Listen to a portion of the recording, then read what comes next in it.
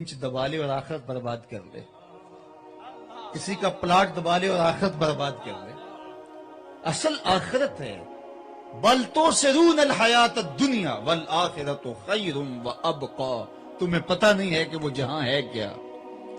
तुम दुनिया जीती दुनिया के पीछे भागते हो, चंद टगों के इवज तुम दुनिया का सौदा करते हो। जिसने किसी के 3 पैसे दबाए हो तो कयामत के दिन तो उसके पास उसको देने के लिए सरमाया नहीं होगा।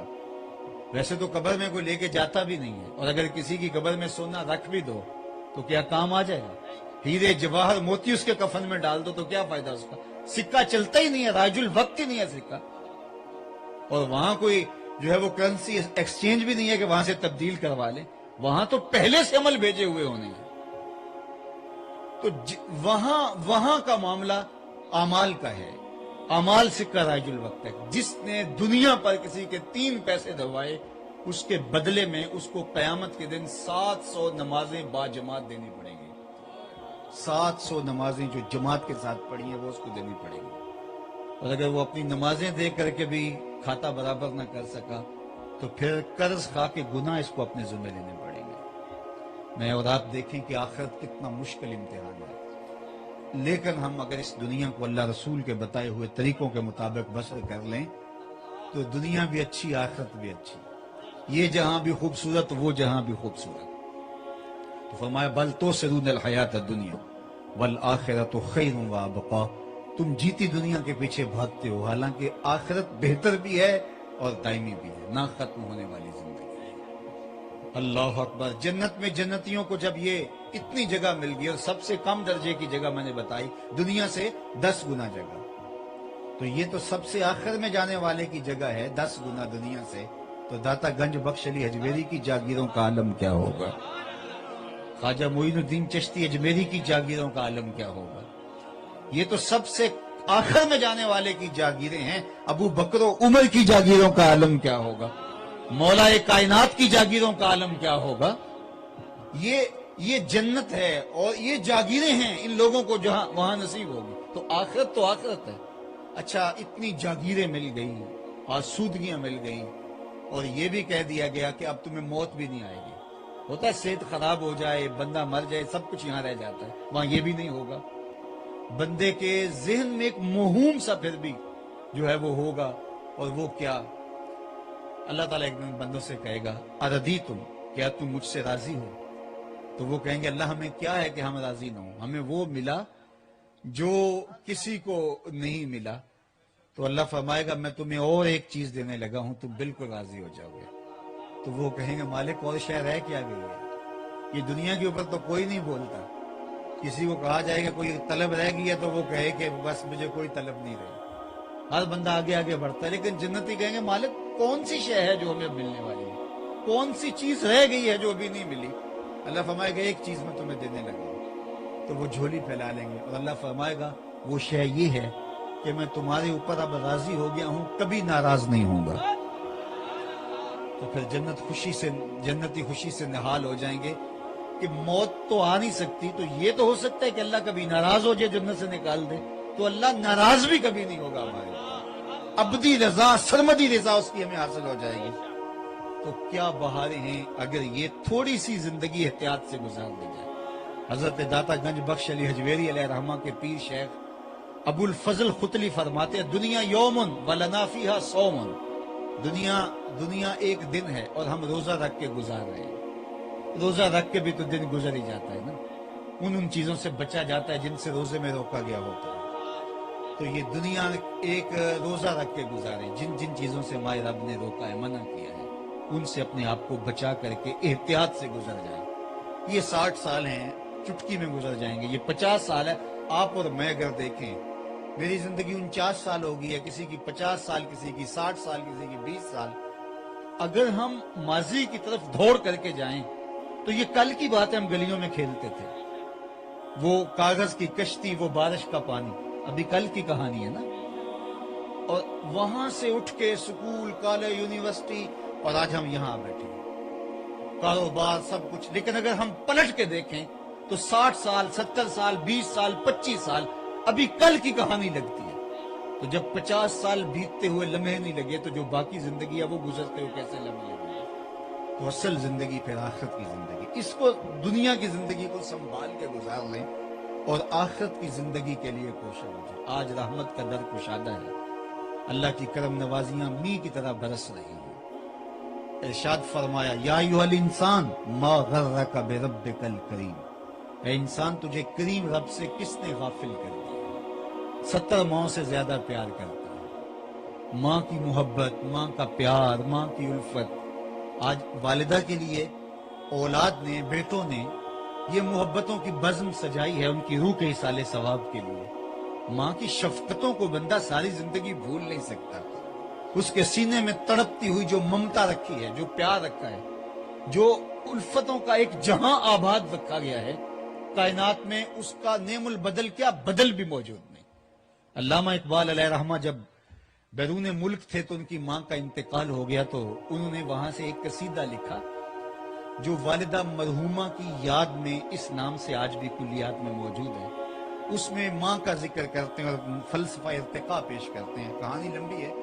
اس میں پھر کہتے ہیں آہ وطن میں ہوگا اب کس کو میرا انتظار، آہ وطن میں ہوگا اب کس کو میرا انتظار، کون میرا خط نہ آنے سے رہے گا بے قرار، اور آرزو لے کر تیری خاک تربت پہ آؤں گا، اب دعائے نیم شب میں کس کو میں یاد آؤں گا.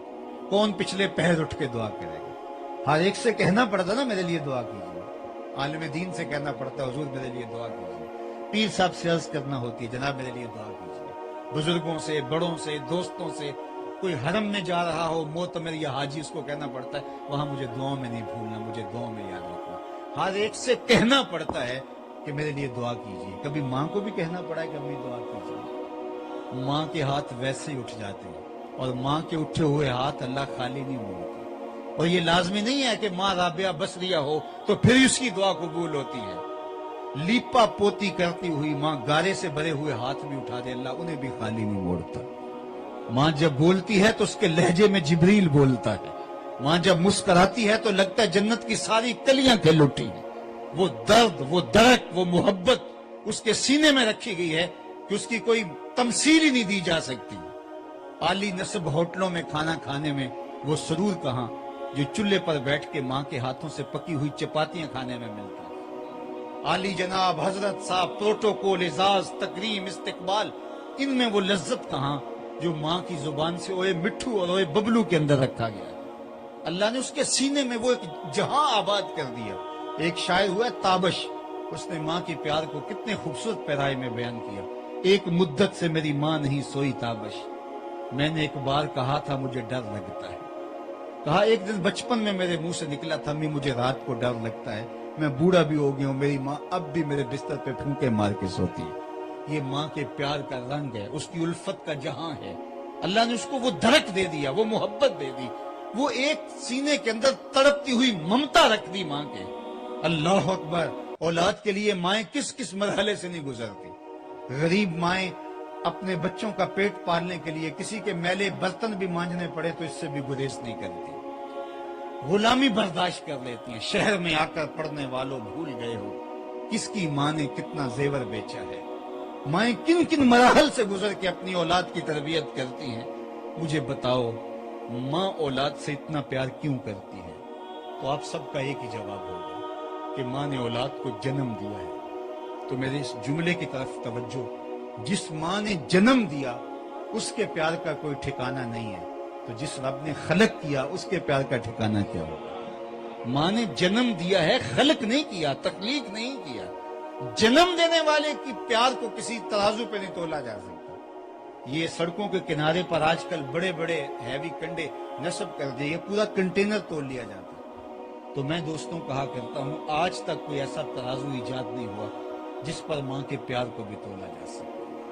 اللہ اکبر. ماں تو ماں ہوتی ہے اور اس کی کمی انسان جس بھی مرحلے پہ چلا جائے ماں کی کمی کبھی بھی انسان جو ہے وہ اس کو پوری ہوتی نہیں دیکھتا. میں اور آپ کیا، میری اور آپ کی حیثیت اور اوقات کیا، خود امام الانبیاء نے اس کمی کو محسوس کیا. ایک دن حضور مکے سے ہجرت فرما کے جب مدینے تشریف لائے اور وہاں نماز عشاء پڑھانے کے لیے حضور تشریف لائے تو تا حد نظر صحابہ منتظر تھے. جو ہی حضور حجرہ انور سے باہر نکلے تو ادب سے کھڑے ہو گئے. بس یہ منظر دیکھنے کی دیر تھی کہ حضور کی آنکھوں سے آنسو رواں ہو گئے. انسان نے غم کا دور دیکھا ہو، بعد میں خوشحالیاں مل جائیں تو انسان ضرور آرزو کرتا ہے کہ میری ماں باپ نے میرا وہ بدحالی کا زمانہ دیکھا تو آج خوشحالی کا زمانہ بھی دیکھتے تو کتنے خوش ہوتے. جتنی خوشیاں باقی لوگوں سے تو اپنی خوشیاں بچانے کے لیے تعویذ ڈالنے پڑتے ہیں، اپنی خوشیاں بچانے کے لیے تو جو ہے وہ حصار کرنے پڑتے ہیں، لیکن ماں کی بے لوث دعائیں، ماں کا پیار. اب اللہ کے محبوب علیہ الصلوۃ والسلام آپ جانتے ہیں جب پیدا ہوئے تو باپ کا سایہ سر پہ نہیں تھا. 6 سال کی عمر تھی، اپنی والدہ کے ساتھ مدینہ المنورہ گئے جو حضور کا ننیال تھا. واپسی پر ابوا کے مقام پر سیدہ آمنہ سلام اللہ علیہا کی طبیعت خراب ہو گئی. انہیں لگا کہ یہ بیماری جان لیوا ثابت ہوگی. انہوں نے سیدہ برکہ کو بلایا، ام ایمن سلام اللہ علیہا کو، کہا کہ میرے بیٹے کو بحفاظت امیر قریش عبد المطلب تک پہنچا دینا. اور خود انہوں نے اپنا تپتا ہوا بخار سے ہاتھ حضور کے سر پہ رکھا اور سیدہ آمنہ حضور سے کوئی بات کرنا چاہ رہی تھی، لیکن ضبط کے بندھن ٹوٹ گئے اور چھم چھم آنکھوں سے آنسو برسنے لگے. سیدہ آمنہ حضور سے بس جو باتیں کرنا چاہ رہی تھی نہ کر پائیں، لیکن 2 باتیں انہوں نے کی. سیرت کی سب سے پہلی کتاب ابن حشام میں یہ واقعہ موجود ہے، باقی کتب میں بھی. تو سیدہ آمنہ نے کہا بیٹا ہر نئی چیز نے پرانا ہو جانا ہے، ہر باقی نے فنا ہو جانا ہے. میں بھی جا رہی ہوں، وَذِكْرَ باق وَوَلَدْتُ تُہْرَا، لیکن میرا ذکر نہیں مٹے گا. تیرے جیسا ستھرا بیٹا چھوڑ کے جا رہی ہوں. جن ماؤں کے بیٹے اچھے ہوں وہ ماؤں کا ذکر مٹنے نہیں دیتے. کہا کہ بیٹا میں جا رہی ہوں لیکن میرا تذکرہ نہیں مٹے گا، اس لیے کہ تیرے جیسا پاکیزہ بیٹا چھوڑ کے جا رہی ہوں. یہ آخری لفظ تھے کہ سیدہ آمنہ کا وصال ہو گیا. حضور ماں سے لپٹ گئے کہ امی آپ آگے بولتی نہیں. 6 سال کی عمر ہے لیکن خاموش ہو گیا. چمن بولتا. وہ کسی نے کہا تجھے کن پھولوں میں ہم کفن دے، تو جدا ہی ایسے موسموں میں ہوا جب درختوں کے ہاتھ پھولوں سے